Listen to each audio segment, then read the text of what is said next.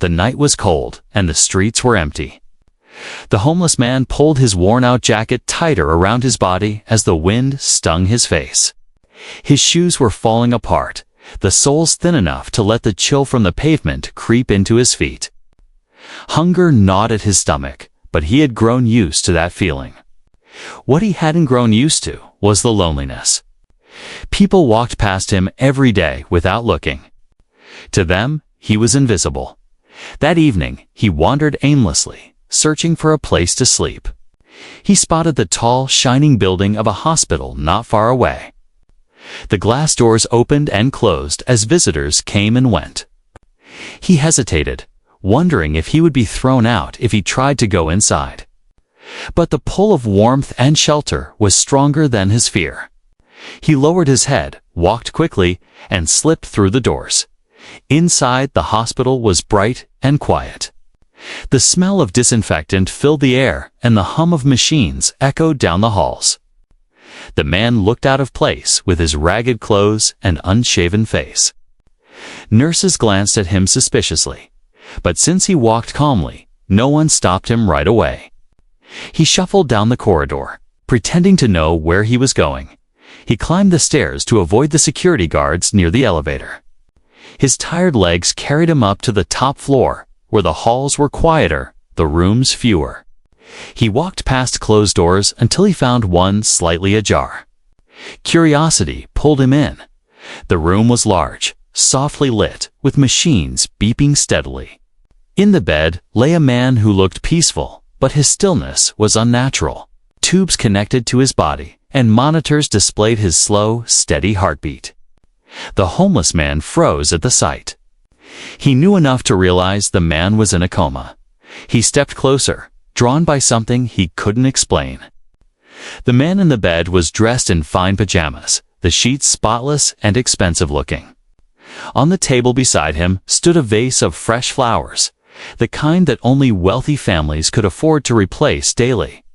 A framed photo caught the homeless man's Aja picture of the patient at a party. Smiling with important-looking people in suits, the homeless man muttered under his breath, "Rich. Very rich." He had seen people like this from afar, riding in cars with tinted windows, dining in restaurants where a single meal cost more than he made in a month when he still had work. Never had he been this close to someone so powerful. But the man on the bed, this billionaire, was helpless now.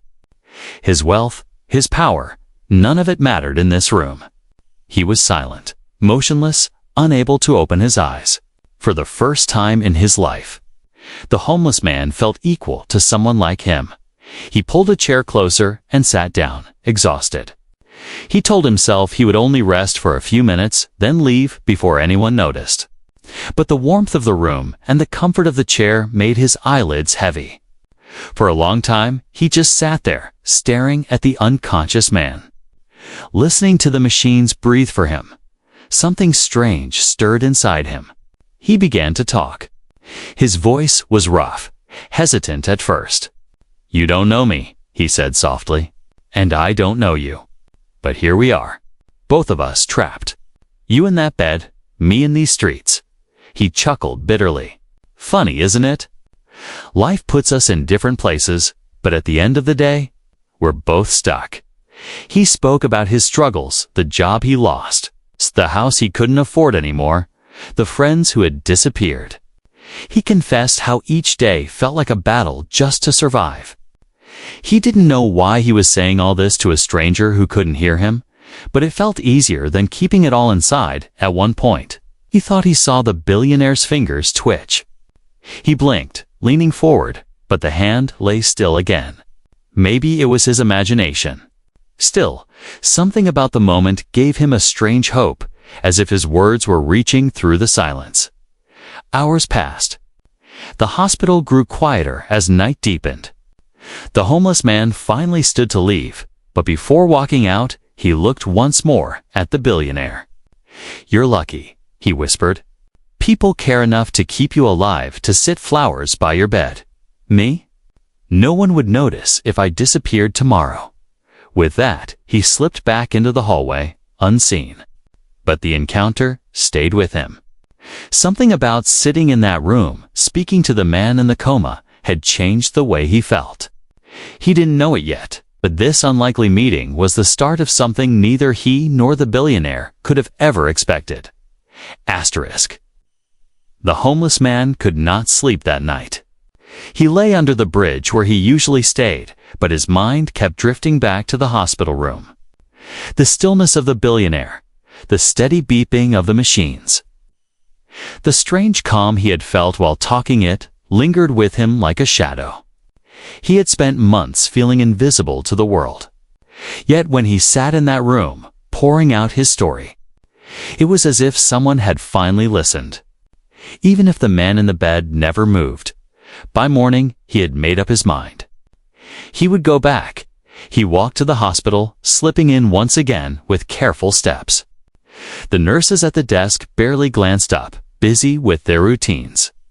He made his way up the stairs, heart pounding, half afraid he would be caught.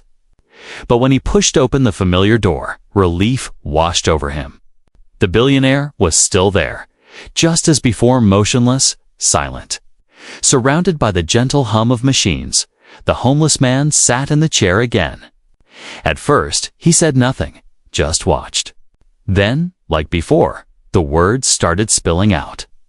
He spoke about how hard life had been, about the nights he had gone hungry, about the people who had walked past him without care. He told stories of when he still had a job, a home, a family. His voice cracked when he admitted how much he missed having someone simply ask, "Are you okay?" As he talked, he noticed something. The billionaire's hand twitched. It wasn't much a faint movement of the fingers, but it was real. The homeless man froze, his breath caught. "Did you hear me?" he whispered, leaning forward. But the billionaire remained still, his chest rising and falling with the machine. He sat back slowly, confusion and hope battling inside him. Perhaps it was only a reflex, or maybe his words really did reach the man lying there. From that day on, he returned daily. He would slip into the hospital, find his way upstairs, and sit by the bedside. The nurses grew used to his presence. Some frowned, suspicious, but others noticed something curious. Each time the homeless man spoke, the billionaire seemed to respond in small ways: a twitch of the hand, a flicker under the eyelids, a slight change in the rhythm of his breathing. One evening, a young nurse pulled him aside. "I don't know who you are," she said softly, "but something about the way you talk to him. It's different. He reacts more when you're here than when the doctors run tests." The homeless man nodded slowly, a strange warmth filling his chest. For the first time in years, he felt he mattered. As days turned into weeks, he shared more of his story. He told the billionaire about the accident that cost him his job, the debts that piled up, and the house he lost. He admitted that sometimes he felt bitter, watching the rich live lives of luxury while he searched for scraps of food. And yet, here he was, talking to one of the richest men alive, a man who couldn't even open his eyes. Then, one night, while flipping through an old newspaper in the hospital waiting area, the homeless man's heart stopped. The headline read, "Billionaire businessman in coma after stroke." There was a photo of the man in the hospital bed smiling, surrounded by other executives. The article explained how his company had dominated industries, buying out smaller businesses and shutting them down. The homeless man's eyes widened as he read further. One of those businesses had been the factory where he once worked. The billionaire's company had shut it down years ago, leaving hundreds unemployed. It was the very reason he had fallen into poverty. He dropped the paper, his hands trembling. The man he had been confiding in all these days, the man who seemed to respond to his voice, was the same one whose empire had destroyed his life. For a long moment, rage boiled inside him. He looked at the billionaire lying helpless in the bed, the machines keeping him alive. It would have been easy to hate him, to walk away, to say, "This is justice." But as he stared at the unconscious man, another thought entered his mind. None of the wealth, none of the power mattered here. Stripped of everything, the billionaire was just another human being, vulnerable and silent.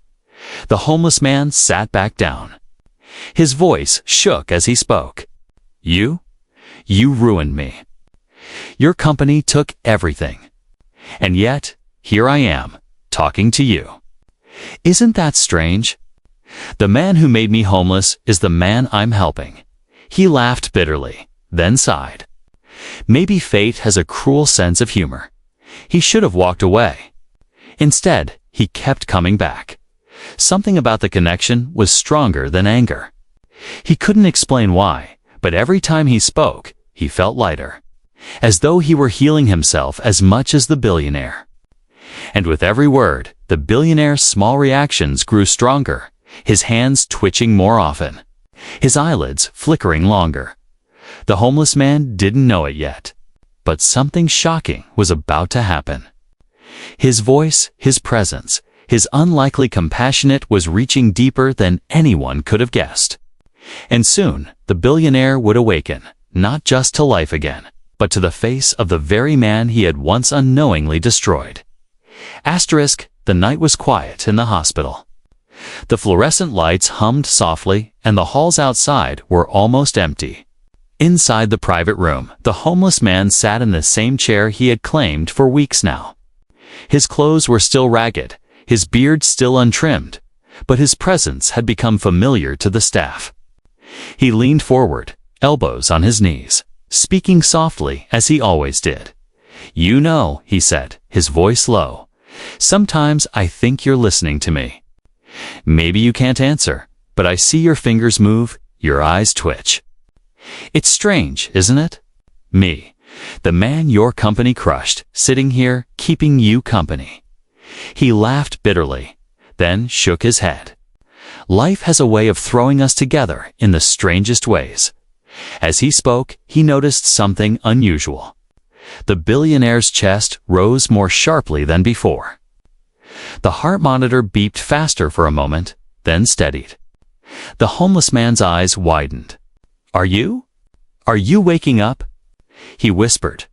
He leaned closer, gripping the bedrail tightly. "If you can hear me, move again." For a long, tense moment, nothing happened. Then, slowly, the billionaire's fingers curled. It wasn't an accident this time. It was deliberate. The homeless man gasped, his throat tightening. "You can hear me." His voice trembled with shock. He looked toward the door, ready to call the nurse, but something held him back. He wanted to see this moment through. The billionaire's eyelids fluttered. First once, then again, until they finally opened halfway. His eyes, dull from weeks of unconsciousness, focused slowly on the man sitting beside him.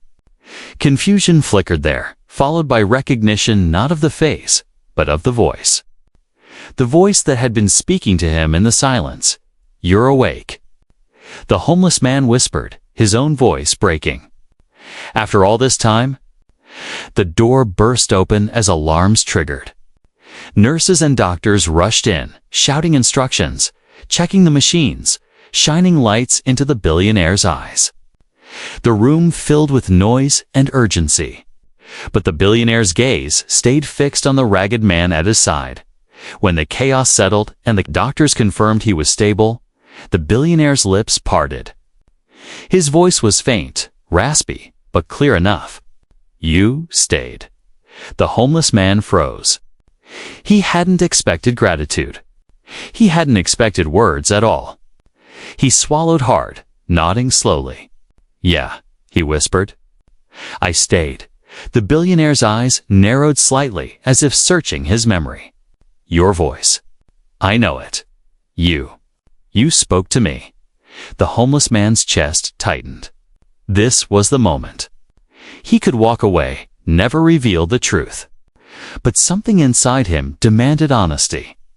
He leaned closer and said quietly, "I'm the man your company ruined. Years ago, you shut down the factory where I worked. That's how I lost everything." The room seemed to freeze. The doctors glanced at each other in surprise. The billionaire blinked, his lips trembling as if trying to form words. Finally, he whispered, "I didn't know." The homeless man's eyes filled with tears, not of anger, but of exhaustion. "I know you didn't, but I lived it. I lost my job, my home, my family. And yet, when I found you here, helpless, I couldn't walk away." The billionaire closed his eyes briefly, as if the weight of those words pressed on his chest heavier than his illness. When he opened them again, there was no arrogance, no pre-only humility. "You saved me," he whispered. The homeless man shook his head. "No, I just talked. You saved yourself." But the billionaire didn't agree. With effort, he reached out his weak hand. The homeless man hesitated, then took it. Their fingers locked a fragile, unlikely connection between two men from opposite worlds. In the days that followed, news spread that the billionaire had awakened from his coma. What no one knew, at least not at first, was that it was the presence of a homeless man that had helped bring him back. Eventually, the story leaked out. Nurses spoke about the daily visits, the conversations, the strange responses only the homeless man seemed to draw. When reporters asked the billionaire about his recovery, he stunned everyone. He said, "I owe my life not to medicine alone, but to a man society ignored. A man my own business once harmed. He gave me something money never could, human connection." The world was shocked. Some people called it fate. Others called it justice. But everyone agreed it was extraordinary. The billionaire, once known only for wealth and power, now spoke openly about compassion, equality, and second chances. And the homeless man. His life changed forever. Not because he demanded it, not because he sought revenge, but because his dignity, patience, and humanity turned an unlikely encounter into a miracle. The billionaire gave him more than money. He gave him respect, a voice, and a chance to rebuild. But more than that, gave him recognition, the kind every human being deserves. What began as a desperate search for warmth on a cold night ended as a story that shook everyone who heard it. A homeless man and a billionaire, bound together by fate, proved that even the unlikeliest encounters can change lives. And in the quiet of his heart, the boy who had once been invisible to the world knew this truth. Sometimes, the most powerful thing you can give another person is not wealth, not status, but simply your presence.